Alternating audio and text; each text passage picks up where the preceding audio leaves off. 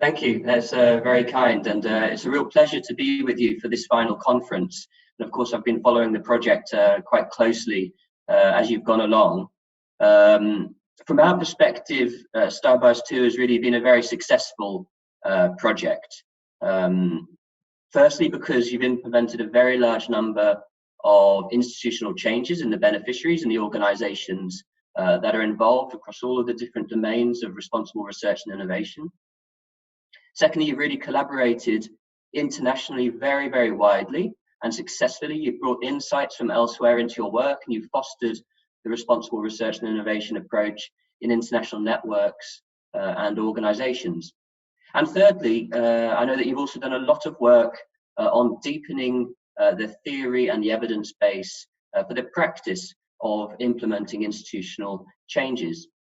And this really provides us with a solid groundwork in the next framework program, Horizon Europe.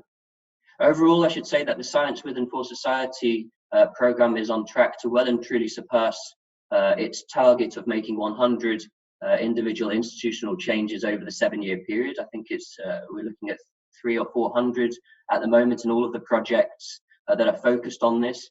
So I think we've really made a lot more impact on creating an open, inclusive, porous R&I system than we originally thought.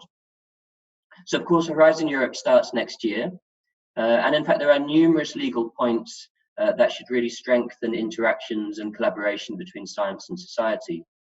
This includes operational objectives, specifically on responsible research and innovation, on open science, and on co-design and co-creation. Of course, all of these different concepts interlink. In addition to this, we have a way of monitoring all of this. This is the key impact pathway, which is a much more elaborate way and sophisticated way of measuring different impacts through the program. And there's one dedicated to the involvement of citizens and end users, which is in some ways part of the responsible research and innovation approach. And then the medium-term indicator is very much about institutional changes. So you can see that we've taken some of the key aspects of the Science with and for Society program and the cross-cutting issues, and they're actually across the next program as a whole. Importantly, there's also what we can consider more or less the successor to the Science with and for Society program.